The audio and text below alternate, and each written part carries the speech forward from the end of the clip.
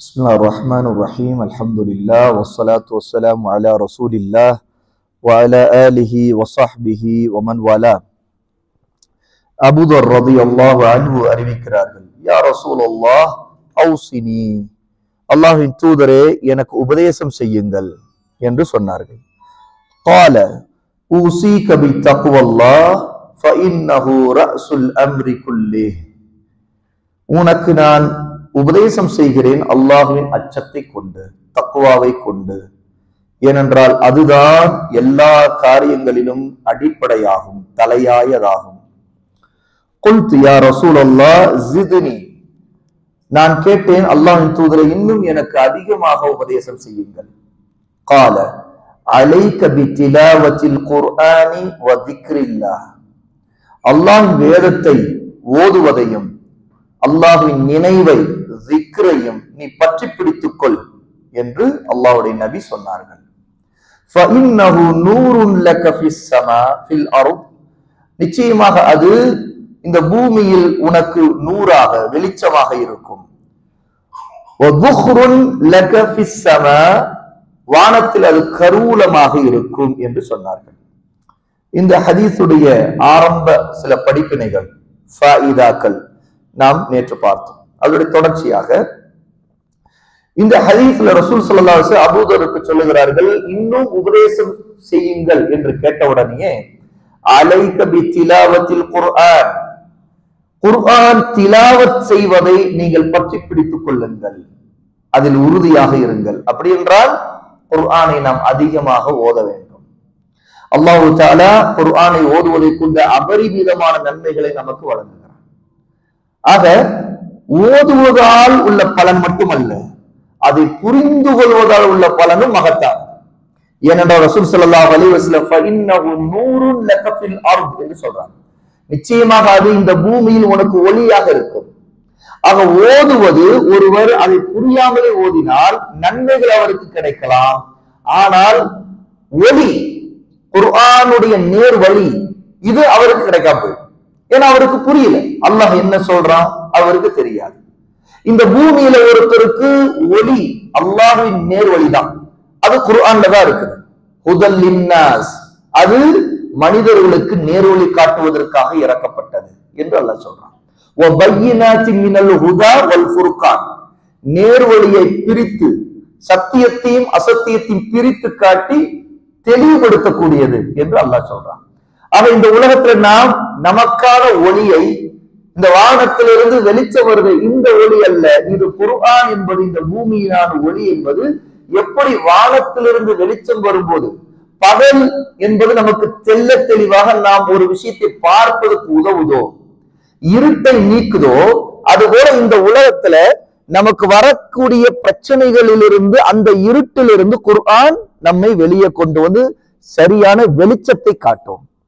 இருட்டுல இருக்கும்போது அபாயங்களை நாம் சந்திப்போம் இல்லையா? எந்த இடத்துல புலி இருக்குது, எந்த இடத்துல பாம்பு இருக்குது, எந்த இடத்துல யார் நின்று கொண்டிருக்கிறார் எதுவும் தெரியாது. அப்ப நம்முடைய எதிரிகளை விட்டு நம்மை பாதுகாத்துக் கொள்வதற்காக நாம் வெளிச்சம் தேவைப்படுபவர்களாக இருப்போம் இருட்டுல. அப்ப இந்த பூமியிலே குர்ஆன் ஒளி என்பது ஷைத்தான்கிற மிகப்பெரிய எதிரியை விட்டு நாம் தப்பித்துக் கொள்ள அவனுடைய இருட்டான வழிகேடுகளை விட்டு இருட்டின் பாவங்களை விட்டு அவனுடைய தூண்டுதல்களை விட்டு நாம் தப்பித்துக் கொள்வது குர்ஆன் ஒரு ஒளி. அப்ப எல்லா விதமான அபாயங்களை விட்டும் தப்பித்துக் கொள்வதற்கு குர்ஆன் ஒரு ஒளி. இருட்டு என்பது பயத்தை ஏற்படுத்தக்கூடியது, அது ஒரு யதார்த்தம் தானே. அப்போ குர்ஆனை கொண்டு ஒருவர் அதை திலாவத் செய்து கொண்டிருந்தால் அல்லாஹ் அவருக்கு அந்த பயத்தை போக்கிடுவான். இந்த உலகத்தை பற்றி பயம், இந்த உலகத்தில் இருக்கக்கூடிய குழப்பங்களை பற்றி பயம், இந்த உலகத்தில் இருக்கிற வழிகேடுகளை பற்றி பயம், அல்லாஹ் தஆலா குர்ஆனுடைய ஒளியை கொண்டு இந்த எல்லா பயத்தை விட்டும் நமக்கு பாதுகாப்பை கொடுப்பான். ஆகவேதான் ரசூல் ஸல்லல்லாஹு அலைஹி வஸல்லம் ஃபஇன்னஹு நூருன் லக உனக்கு நிச்சயமாக அது நூறாக இருக்கும், ஒளியாக இருக்கும், ஃபில் அர்த் பூமியில் அது இருக்கும் என்று சொல்றாங்க. இது முதலாவது திலாவத்துல் குர்ஆனுக்கு. இரண்டாவது வذிக்ருல்லாஹ் அல்லாஹ்வின் நினைவு ذிக்ர். அப்போ அல்லாஹ்வை நினைப்பதற்காக தஸ்பீஹ் சுப்ஹானல்லாஹ் சொல்வது, தஹ்மீத் அல்ஹம்துலில்லாஹ் சொல்வது, தஹ்லீல் லா இலாஹ இல்லல்லாஹ் சொல்வது, ஹவ்கலா லா ஹவ்ல வலா குவத்த இல்லா பில்லாஹ் சொல்வது, இன்னும் அல்லாஹ்வுடைய நினைவை ஏற்படுத்தக்கூடிய எல்லாமே அல்லாஹ்வுடைய திக்ர் தான். ஒருத்தர் சாப்பிடும்போது பிஸ்மில்லா சொல்றது, ஒருத்தர் பள்ளிவாசல்ல நுழைய வந்தார், காலடி வைக்கும்போது அல்லாஹும்ம ஃப்தஹ்லி அப்வாப ரஹ்மதிக, பாருங்கள் அவர் அல்லாஹும்மன் அல்லாஹ்வை அழைக்கிறார், துஆ கேட்கிறார். அல்லாஹும்ம இஃப்தஹ் திறப்பாயாக, லீ எனக்கு திறப்பாயாக, அப்வாப ரஹ்மதிக் உன்னுடைய ரஹமத்தின் வாசலை திறப்பாயாக. அப்போ ஒவ்வொரு கட்டத்திலும் அல்லாஹ்வுடைய திக்ர் என்பது இந்த பூமியில நமக்கு தேவையான ஒண்ணு. அப்ப அந்த தேவையை பூர்த்தி செய்வது எது, அதன் பக்கம் வழிகாட்டுவது எது, குர்ஆன். அப்போ ஒருவர் குர்ஆனை ஓதினால் அல்லாஹ்வின் திக்ரை அவர் அதிகப்படுத்திக் கொள்ளணும். குர்ஆன் என்பது அல்லாஹ்வுடைய ஒரு திக்ர் தான். அல்லாஹ்வை நினைப்பதற்கும் அவனுக்கு பிடித்த மாதிரி வாழ்வதற்கும் வழிகாட்டக்கூடிய, அதை நமக்கு நினைவூட்டி கொண்டே இருக்கக்கூடியதுதான் குர்ஆன். அதற்காகத்தான் அல்லாஹ் குர்ஆனை இறக்கி இருக்கிறான். அப்ப குர்ஆனை ஓதக்கூடியவர், அதை புரிந்து கொள்ளக்கூடியவர், அதிலே அல்லாஹ்வுடைய நபியின் விளக்கத்தை அறியக்கூடியவர் அல்லாஹ்வின் திக்ரில் எப்போதும் இருக்க முடியும்.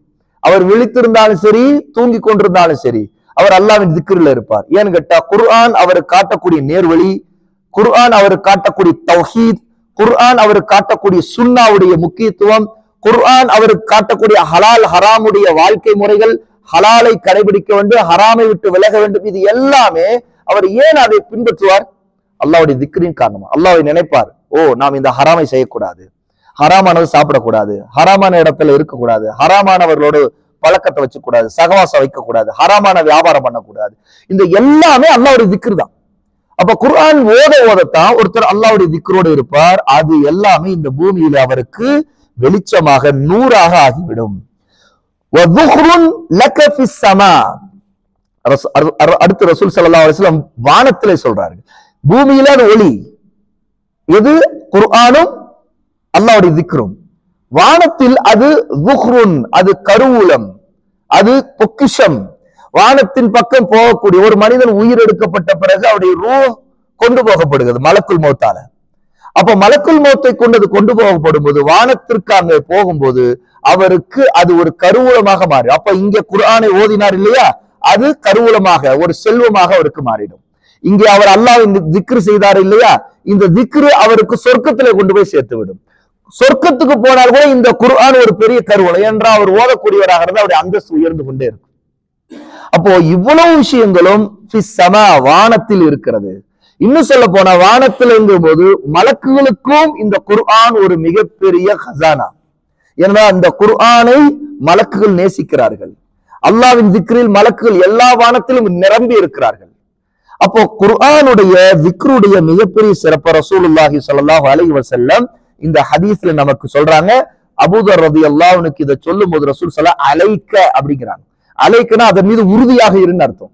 ஏன்னா இந்த உலகம் நம்மை குழப்பத்துல தள்ளி, நம்மை பதற்றத்துல தள்ளி, பல வழிகேடுகள்ல தள்ளி, பல திசை திருப்புதல், டைவர்ஷன், நம்முடைய வாழ்க்கையில பல விதமான வேலைகள், அது இது பரபரப்பு, பயணம், பல விஷயங்கள்ல நம்ம தடுமாறிடுவோம்.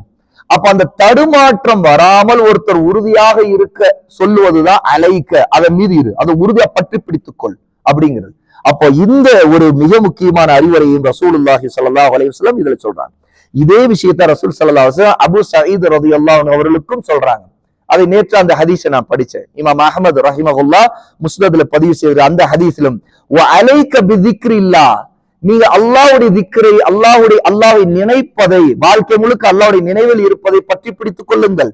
வ திலாவத்தில் குர்ஆன், குர்ஆன் திலாவத்து செய்வதை நீங்கள் பற்றி பிடித்துக் கொள்ளுங்கள். இப்ப பாருங்க, ஃபஇன்னஹு ரூஹுக ஃபிஸ்ஸமா, நிச்சயமாக அது இந்த இடத்துல ரசூல் ஸல்லல்லாஹு வானத்துல இந்த ரெண்டுமே, அங்க முதல்ல நாம் பார்த்த அபூ தர்தாவுடைய ஹதீஸ்ல வானத்தில் அது ஹசானான்னு சொன்னாங்க, அது ஒரு கருவூலம், பெரிய செல்வம் அப்படிங்கிறாங்க.